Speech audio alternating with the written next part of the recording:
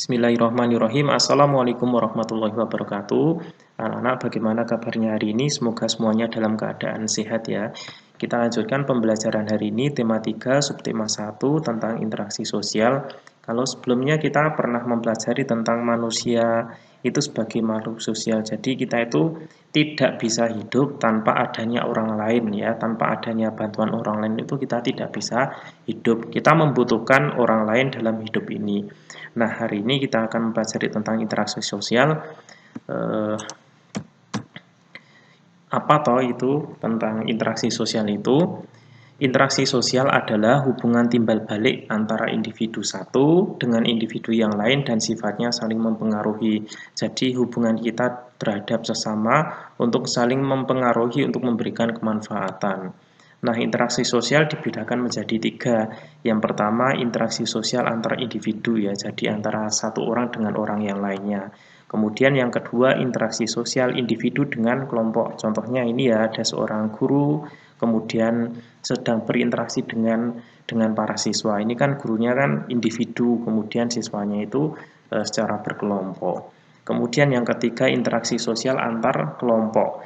Contohnya kalau di sini seringkali kita itu melihat pertandingan sepak bola itu kan melibatkan antara kelompok satu dengan kelompok yang lain, kemudian permainan lagi bola voli dan lain sebagainya yang melibatkan antar kelompok satu dengan kelompok yang lainnya.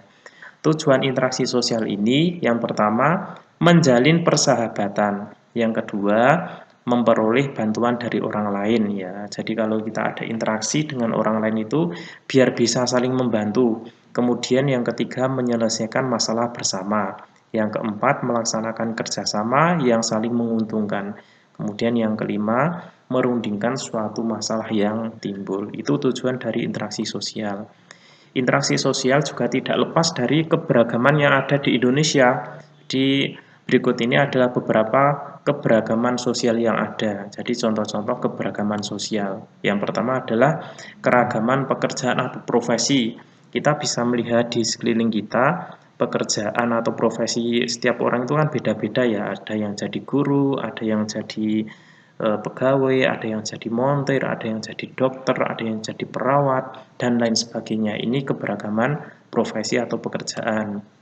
Yang kedua adalah keberagaman wilayah dan lingkungan. Kemudian yang ketiga keberagaman tingkat pendidikan ya, dari TK, SD, SMP, SMA ya sampai ke perguruan tinggi. Yang keempat yaitu keberagaman jenis kelamin, ada yang laki-laki dan ada yang perempuan. Kemudian keberagaman usia ya, ada yang anak balita, kemudian anak-anak, remaja, dewasa sampai orang tua. Nah, ini adalah beberapa contoh keberagaman sosial ya, pekerjaan profesi, wilayah lingkungan, tingkat pendidikan, jenis kelamin dan usia. Yang berikutnya keberagaman budaya. Contohnya yang pertama adalah agama ya. Di Indonesia itu agamanya juga beragam ya. Ada beberapa agama, ada Islam, ada Kristen, ada Hindu, ada Katolik, ada Buddha, ada Konghucu. Jadi ada 6 ya. Kemudian yang berikutnya keberagaman budaya adalah keberagaman suku. Ya, ada suku Gayo, suku Baduy, suku Batak, suku Minang, suku Jawa, dan lainnya. Banyak sekali suku yang ada di Indonesia yang sangat beragam. Kemudian yang berikutnya keberagaman budaya yaitu adalah adat ya. Di sini rumah adat, kemudian pakaian adat itu bermacam-macam. Kemudian ada tari-tari adat itu juga bermacam-macam. Yang berikutnya adalah bahasa ya. Bahasanya juga beragam ya, ada bahasa Jawa, bahasa Sunda, bahasa Betawi ya dan lainnya. Kemudian interaksi sosial manusia itu ternyata tidak hanya interaksi sosial, jadi manusia itu juga berinteraksi dengan lingkungan alam. Manusia dan alam lingkungan merupakan kesatuan yang tidak terpisahkan dan saling mempengaruhi.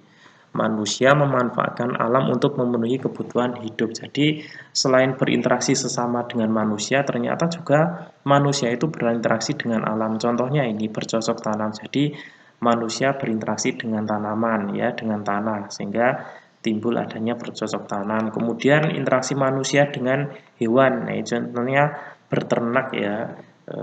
manusia dengan hewan ternak. Kemudian tempat tinggal juga itu merupakan interaksi manusia dengan alam. Kemudian yang berikutnya, komponen lingkungan ini dibedakan menjadi dua, yaitu komponen biotik dan komponen abiotik.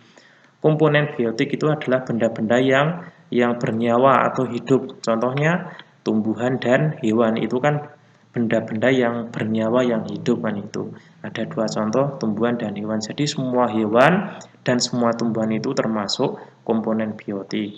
Kemudian kebalikannya adalah komponen abiotik, yaitu komponen yang tidak bernyawa atau tidak hidup. Contohnya di sini ada matahari, kemudian udara, batu, tanah, dan air. Nah, ini komponen dalam lingkungan ada dua, biotik dan abiotik. Interaksi manusia dengan lingkungan harus berjalan harmonis.